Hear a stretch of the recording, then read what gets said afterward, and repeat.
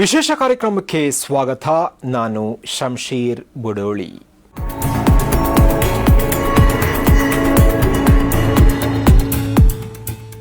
ಒಂದೇ ಮಾತರಂ ಎಂಬ ಗೀತೆಗೂ ಭಾರತೀಯ ಸ್ವಾತಂತ್ರ್ಯ ಸಂಗ್ರಾಮಕ್ಕೂ ಸಂಬಂಧ ಇದೆ.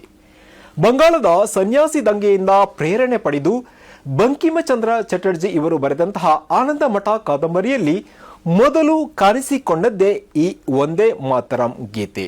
ಆ ಬಳಿಕ ಈ ಗೀತೆ ಭಾರತದ ಸ್ವಾತಂತ್ರ್ಯ ಹೋರಾಟಕ್ಕೆ ಸಾಕಷ್ಟು ಕೊಡುಗೆಯನ್ನ ನೀಡಿತು. ಅಸಂಖ್ಯಾತ ಜನರು ಮೆರವಣಿಗೆಯಲ್ಲಿ ಈ ಹಾಡಿನ ಸಾಲನ್ನ ಘೋಷಣೆಯಾಗಿ ಕೂಗಿದ್ದಾರೆ. ಒಂದೇ ಮಾತರಂ ಎಂದು ಹೇಳಿ ಸೆರೆಮನೆ ಸೇರಿದ್ದಾರೆ. ರವೀಂದ್ರನಾಥ ಟ್ಯಾಗೂರ್ ಇವರು 1896ರ ಕೋಲ್ಕತ್ತಾ ಕಾಂಗ್ರೆಸ್ ಅಧಿವೇಶನದಲ್ಲಿ ಈ ಹಾಡನ್ನ ಹಾಡಿ ಜನಪ್ರಿಯ ಮಾಡಿದ್ರು. 1911ರಲ್ಲಿ ಬ್ರಿಟಿಷ್ ಸರ್ಕಾರ ಈ ಹಾಡನ್ನ ನಿಷೇಧ ಮಾಡಿತ್ತು. ಇದರಿಂದಾಗಿ ಒಂದೇ ಮಾತರಂ ಮುಂದೆ ಒಂದು ಪ್ರತಿಭಟನಾ ಘೋಷಣೆಯಾಗಿ ದೇಶಾದ್ಯಂತ ಪಸರಿಸಿಕೊಂಡಿತ್ತು.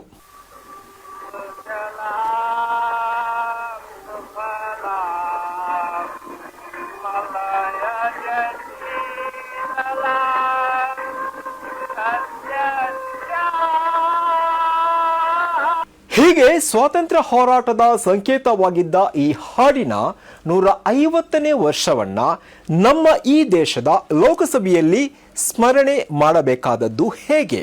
ಈಗ ಸ್ಮರಣೆ ಮಾಡಲಾಗ್ತಾ ಇರುವುದು ಹೇಗೆ? ದೇಶದ ಸ್ವಾತಂತ್ರ್ಯಕ್ಕೆ ಕೊಡುಗೆ ನೀಡಿದ ಈ ಗೀತೆಯ ಬಗ್ಗೆ, ಅದರ ಸಾರದ ಬಗ್ಗೆ, ಅದರಿಂದ ಸ್ವಾತಂತ್ರ್ಯ ಹೋರಾಟಗಾರರು ಪಡೆದಂತಹ ಪ್ರೇರಣೆಯ ಬಗ್ಗೆ, ಈ ಹಾಡನ್ನ ರಚನೆ ಮಾಡೋಕ್ಕೆ ಇರುವಂತಹ ಕಾರಣಗಳ ಬಗ್ಗೆ ಇತ್ಯಾದಿಗಳ ಸುತ್ತ ಲೋಕಸಭೆ ಮತ್ತು ರಾಜ್ಯಸಭೆಗಳಲ್ಲಿ ಚರ್ಚೆ ಆಗಬೇಕಾಗಿತ್ತು. ಆದರೆ ಆನಂದ ಮಠ ಕಾದಂಬರಿಯ ಸುತ್ತ ವಿಶ್ಲೇಷಣೆ ನಡೆಯಬೇಕಾಗಿತ್ತು. ಆದರೆ ಲೋಕಸಭೆಯಲ್ಲಿ 10 ಗಂಟೆಗಳ ಕಾಲ ನಡೆದಂತಹ ಚರ್ಚೆಯಲ್ಲಿ ಯಾವುದನ್ನ ಚರ್ಚಿಸಲಾಗಿದೆ ಗೊತ್ತೇ? ಈ ಗೀತೆಯನ್ನ ಎತ್ತಿಕೊಂಡು ನೆಹರು ಅವರನ್ನ ಕಾಂಗ್ರೆಸ್ ಅನ್ನ ದೂರುವುದಕ್ಕೆ ಆಡಳಿತ ಪಕ್ಷ ಬಳಸಿಕೊಂಡಿದೆ. ಈ ಬೈಗುಳದ ಉದ್ಘಾಟನೆ ಮಾಡಿದ್ದೇ ಪ್ರಧಾನಿ ನರೇಂದ್ರ ಮೋದಿ ಅವರು. ಒಂದೇ ಮಾತರಂ ಗೀತೆಯನ್ನ ತುಂಡರಿಸಿ ಕಾಂಗ್ರೆಸ್ ದ್ರೋಹ ಮಾಡಿದೆ ಎಂದು ಅವರು ಹೇಳಿರುವಂಥದ್ದು. ಇತ್ತ ಒಂದೇ ಮಾತರಂಗೆ 100 ವರ್ಷಗಳು ಪೂರ್ಣಗೊಂಡಾಗ ದೇಶ ತುರ್ತು ಪರಿಸ್ಥಿತಿಯಿಂದ ಬಂಧಿಸಲ್ಪಟ್ಟಿತ್ತು ಎಂದು ಅವರು ಹೇಳಿರುವಂಥದ್ದು. ಮೊಹಮ್ಮದ್ ಅಲಿ ಜಿನ್ನಾ ನೇತೃತ್ವ ಮುಸ್ಲಿಂ ಲೀಗ್ ಅನ್ನ ಓಲೈಕೆ ಮಾಡೋಕೆ ಜವಾಹರ್ಲಾಲ್ ನೆಹರು ಇವರು ಒಂದೇ ಮಾತರಂನಿಂದ ಕೆಲವು ಸಾಲುಗಳನ್ನ ತೆಗೆದು ಹಾಕಿದ್ದಾರೆ ಅಂತ ಹೇಳಿದ್ರು. ಬಿಜೆಪಿ ಪಕ್ಷದ ಉಳಿದ ನಾಯಕರು ಹೀಗೆ ನೆಹರು ಇವರನ್ನ, ಕಾಂಗ್ರೆಸ್ ಇವರನ್ನ ದೂರುವುದಕ್ಕೆ ಈ 150ನೇ ವರ್ಷವನ್ನ ಬೆಳೆಸಿದ್ರು. वंदे मातरम के प्रति मुस्लिम लीग की विरोध की राजनीति तेज होती जा रही थी. मोहम्मद अली जिन्ना ने लखनऊ से 15 अक्टूबर 1937 को वंदे मातरम के विरुद्ध का नारा बुलंद किया. फिर कांग्रेस के तत्कालीन अध्यक्ष जवाहरलाल नेहरू को अपना सिंहासन डोलता दिखा और वंदे मातरम के प्रति खुद की भी और कांग्रेस पार्टी की भी निष्ठा को प्रकट करते. जिन्ना के विरोध के 5 दिन बाद ही 20 अक्टूबर को नेहरू जी ने नेताजी सुभाष बाबू को चिट्ठी लिखी. उस चिट्ठी में जिन्ना की भावना से नेहरू जी अपनी सहमति जताते हुए कि वंदे मातरम की आनंद मठ वाली पृष्ठभूमि मुसलमानों को इरिटेट कर सकती है. मैं नेहरू जी का कोट पढ़ता हूं. मैंने वंदे मातरम गीत का बैकग्राउंड पढ़ा है. नेहरू जी फिर लिखते हैं, मुझे लगता है कि ये जो बैकग्राउंड है इससे मुस्लिम भड़केंगे कि 26 अक्टूबर को कांग्रेस ने वंदे मातरम पर समझौता कर लिया.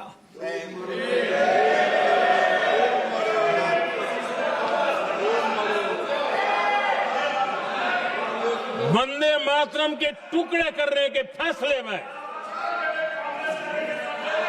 वंदे मातरम के टुकड़े कर दिए.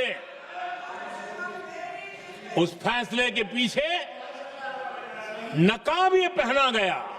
ಈ ದೇಶದ ಜನರಿಗೆ ಮತ್ತು ಯುವ ತಲೆಮಾರಿಗೆ ಒಂದೇ ಮಾತರಂ ಗೀತೆಯ ಶಕ್ತಿಯನ್ನ ಪರಿಚಯಿಸುವ ಸಂದರ್ಭವಾಗಿ ಬಳಸಿಕೊಳ್ಳಬೇಕಾಗಿದ್ದ ಲೋಕಸಭೆಯ 10 ಗಂಟೆಯನ್ನ ಮೋದಿಯವರ ನೇತೃತ್ವದಲ್ಲಿ ಕಾಂಗ್ರೆಸ್ ಮತ್ತು ನೆಹರು ವಿರುದ್ಧ ದ್ವೇಷ ಕಾರುವ ಸಮಯವಾಗಿ ದುರುಪಯೋಗ ಮಾಡಲಾಯಿತು. 10 ಗಂಟೆಯ ಚರ್ಚೆಯಿಂದ ಈ ದೇಶಕ್ಕೆ ಸಿಕ್ಕಿದ್ದೇನು ಅಂದ್ರೆ ಒಂದಷ್ಟು ಬೈಗಳುಗಳು, ಕಾಂಗ್ರೆಸ್ಸಿನ ದೂಷಣೆ, ನೆಹರು ಇವರಿಗೆ ಅಪಮಾನ. ಇದನ್ನ ಬಿಟ್ರೆ ಈ ಚರ್ಚೆಯಲ್ಲಿ ಈ ದೇಶಕ್ಕೆ ಸಿಕ್ಕಿದ್ದೇನೂ ಇಲ್ಲ.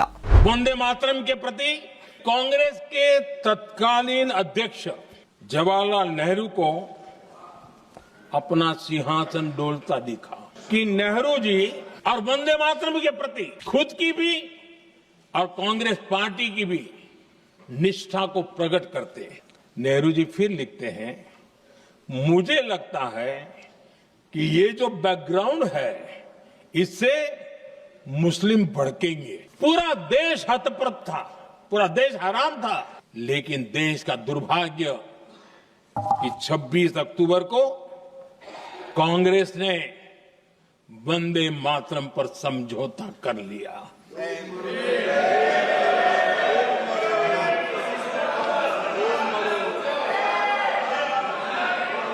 वंदे मातरम के टुकड़े करने के फैसले में वंदे मातरम के टुकड़े कर दिए। मुझे लगता है कांग्रेस ने आउटसोर्स कर दिया है। दुर्भाग्य से कांग्रेस की नीतियां वैसी की वैसी थी है, और इतना ही नहीं, आईएनसी चलते चलते एमएमसी हो गया है। कांग्रेस और उसके साथी और जिन जिन के नाम साथ कांग्रेस जुड़ा हुआ है सब वंदे मातरम पर विवाद खड़ा करने की कोशिश करते हैं।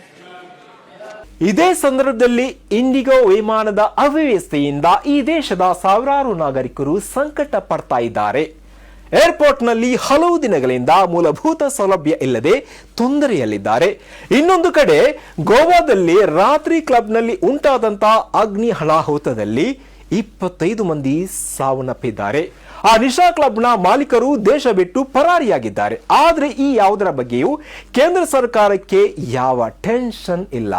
ದೇಶದ ಸಾವಿರಾರು ನಾಗರಿಕರು ಪ್ರಯಾಣದ ತೊಂದರೆಯಿಂದ ಸಂಕಟ ಪಡ್ತಾ ಇದ್ದಾರೆ. ಆದರೆ ಪ್ರಧಾನಿಯವರಿಗೆ ಅದು ವಿಷಯವೇ ಅಲ್ಲ.